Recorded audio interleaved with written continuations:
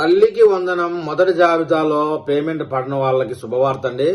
రెండో జాబితా విడుదలైంది. మీ పేరు ఉందో లేదో చెక్ చేసుకోండి అంటూ ఒక అప్డేట్ ఇచ్చింది కూటమి ప్రభుత్వం. ఇప్పుడు మనం ఆ పూర్తి విశేషాలు తెలుసుకుందాం. ఆంధ్రప్రదేశ్ రాష్ట్ర ప్రభుత్వం అయితే అత్యంత ప్రతిష్టాత్మకంగా ప్రవేశపెట్టిన పథకం తల్లికి వందనం పథకం అండి. ఈ తల్లికి పథకం వందనం రెండో జాబితా అయితే విడుదలైంది. గత నెలలో తొలి జాబితా విడుదలై అర్హులైన విద్యార్థుల తల్లిదండ్రుల ఖాతాలో 13,000 రూపాయల నగదు జమ అవుతున్న సంగతి అందరికీ తెలిసిందే. అయితే అర్హత కలిగి ఉండి కొన్ని సాంకేతిక లోపాల కారణంగా నగదు జమ కాని వారికి ప్రభుత్వం మరో అవకాశం ఇచ్చింది.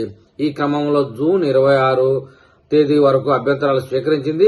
అర్హత కలిగిన లబ్దిదారుల గ్రీవెన్స్ ను పరిశీలించిన అధికార యంత్రాంగం జూన్ 32వ జాబితా విడుదల చేసింది. అంటే నిన్ననే విడుదల చేసిందండి. ఈ యొక్క విశేషాలు తెలుసుకుందాం. ఇందులో భాగంగా రెండో జాబితా విడుదలైందని చెప్తా ఉన్నారు అధికారికంగా.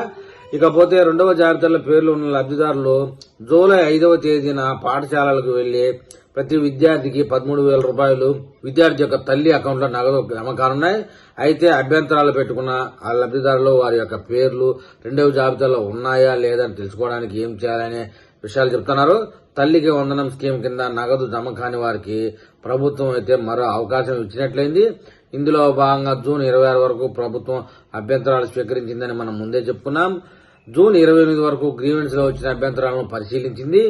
అనంతరం 30న అర్హుల జాబితాను ప్రభుత్వం విడుదల చేసింది. ఈ జాబితాలో అర్హత పొందిన విద్యార్థులు తల్లిదండ్రుల జాబితాలో జూలై 5న నగదు జమ అవుతాయని చెప్తా ఉన్నారు. మీ దగ్గరలోని గ్రామ లేదా వార్డు సచివాలయానికి వెళ్లి అక్కడ డిజిటల్ అసిస్టెంట్ లేదా వెల్ఫేర్ అసిస్టెంట్ అధికారులను సంప్రదించి రెండవ విడత జాబితాలో మీ పేరు ఉందో లేదో చెక్ చేసుకోవాలని చెప్తున్నారు. మీ పేరు ఉన్నట్లయితే మీకు డబ్బులు డిపాజిట్ ఆటోమేటిక్ గా అయిపోతాయి. మరోవైపు గ్రామ సచివాలయం నోటీసు బోర్డులో కూడా లిస్టు పెడతారని చెప్తా ఉన్నారు. చెక్ చేసుకోవచ్చు మీరు డైరెక్ట్ గా. డబ్బులు ఎప్పుడు డిపాజిట్ అవుతాయి? రెండవ విడత జాబితాలో పేరు ఉన్న వారికి 13,000 జూలై 5వ తేదీ లోపు అర్హులైన తల్లి యొక్క బ్యాంకు ఓన్లీ మదర్ బ్యాంక్ అకౌంటే ఉండాలండి. తండ్రిది వేయకూడదట. నేరుగా డిపాజిట్ అవుతాయి. మొత్తం 15,000 రూపాయల్లో 13,000 రూపాయలు డిపాజిట్ చేస్తారన్న విషయం మనకు ముందే తెలుసు. మిగిలిన 2,000 రూపాయలు పాఠశాల మెయింటెనెన్స్ కోసం కట్ చేస్తారన్న విషయం మనం గతంలోనే విన్నాం.